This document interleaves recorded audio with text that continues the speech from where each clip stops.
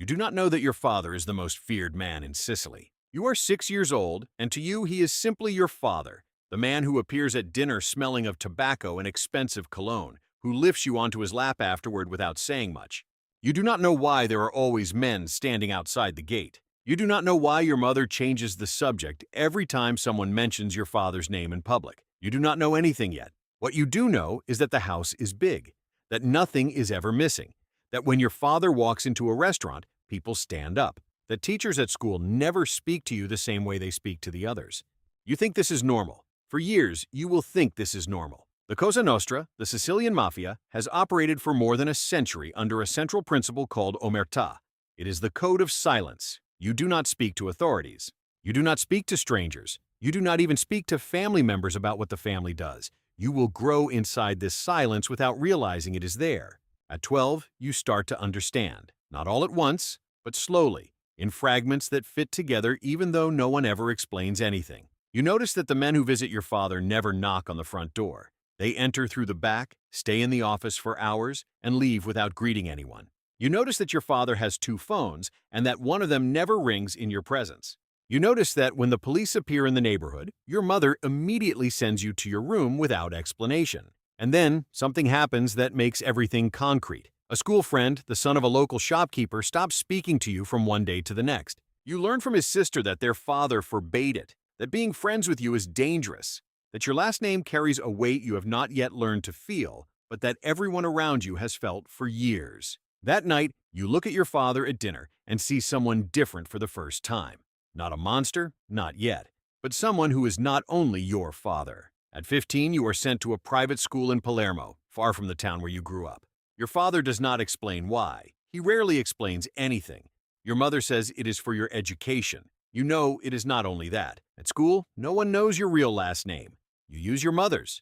It is the first time you experience what it feels like to be anonymous, and you discover it is lighter than you expected. You make friends, you date, you get good grades. For 2 years, you manage to be almost normal. Almost because every Friday a car comes to pick you up for the weekend at home. And every Monday morning you return to school knowing that you spent the weekend in a world completely different from the one your classmates imagine. You learn not to talk about the weekends, you learn to change the subject. You learn that the silence your family practices is a skill you absorbed without noticing. Children of Sicilian Mafia leaders grow up inside this fracture.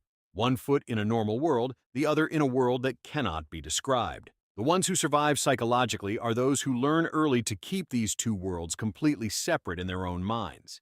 At 18, your father calls you into his office. It is the first time you enter that room. The walls hold family photos, a bookshelf filled with books you have never seen him read, and a large, dark wooden desk. He sits and gestures for you to take the chair opposite him. It is not a long conversation. Your father has never been a man of many words. What he says, essentially, is this: you will go to university, you will study law or medicine or engineering, you will build a legitimate life. You will not enter the family business, not because you are incapable, but because times have changed. And a son with a degree and a clean name is worth more to the family than another man inside the structure. You listen without interrupting inside, you feel a mix of relief and something you will only be able to name years later: rejection, as if the only thing your father ever asked of you was to disappear. What your father does not say, but what you will learn with time, is that this conversation was protection. Children of Italian mafia bosses who entered the family business in recent decades have faced 2 main destinies: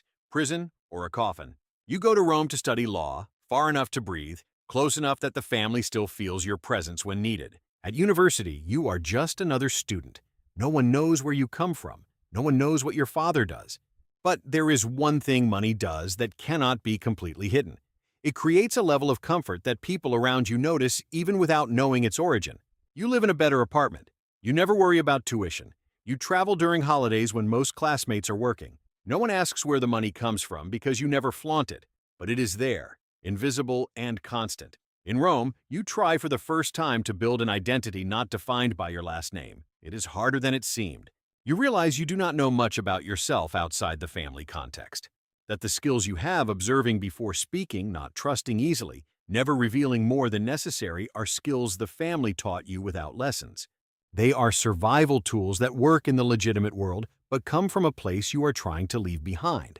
In your second year of university, the phone rings at 2 in the morning. It is your mother. Her voice is too controlled. You know this tone. It is the tone the family uses when something serious has happened and there is a chance the phone is being monitored. She only says that you must come home for the weekend, that your father wants to see you. You do not sleep that night. You stare at the ceiling trying to calculate what happened. Prison possible, always possible. Someone dead also possible. The Italian Mafia in recent decades has lived under constant pressure from the state, with police operations that dismantled entire family structures. What your father built is solid, but nothing is permanent. When you arrive home on Saturday, your father is there, physically intact. But there are fewer men outside the gate, and your mother has an expression you cannot fully read. Your father explains in a few minutes that one of the capos in the structure was arrested and is cooperating with the prosecutors. Names will come up. The family will need a trusted lawyer when the trials begin. He looks at you when he finishes speaking. You understand what was left unsaid. You graduate. You open a law office in Palermo. Legitimate clients, legitimate cases, a reputation you built through real work. And occasionally, not often, but occasionally a man arrives. Sent by someone you have known since childhood, and the case he brings has layers you would rather not see. You never cross the line completely, but the line is never as clear as it seemed back in university. This is what the children of mafia leaders who choose the legitimate path rarely say publicly. That the legitimate world and the family world never stay completely separate. Not because you choose to mix them, but because the family is a structure that exists around you regardless of your choices. You may not participate, but it is there, and sometimes the world comes to you. Giovanni Falcone, the Sicilian judge who investigated the Cosa Nostra most intensely before being killed in 1992, said in interviews that what made the mafia so hard to fight was not the violence. It was the normality. It was the legitimate families surrounding the criminal families, the sons-in-law offices and medical clinics, the invisible structure that supported the visible center. You are part of that invisible structure. It is not what you plan to be, but it rarely is. Your father becomes ill when you are 32. He is not arrested, he is not killed, he becomes sick. A heart that spent decades under constant pressure begins to fail in a quiet and gradual way. Like everything else in the life of a man who spent 50 years unable to show weakness publicly. You spend the last months visiting every week. You sit for hours on the balcony without speaking much. Your father has never been a man of many words, and that has not changed. But there is a communication in those silences that you have spent your entire life learning to read. On one of those afternoons, he tells you something you did not expect, that the only thing he did right was sending you away, that you are the only one who will remain when everything he built inevitably collapses, that a last name is a weight, and that you carried his far enough not to be destroyed by it. You do not know what to say, so you say nothing. You sit in silence looking at the garden where you played at 6 years old, knowing nothing about the world. Your father dies 3 months later. The funeral is crowded with people you have never seen, men in suits who stay in the back and do not introduce themselves.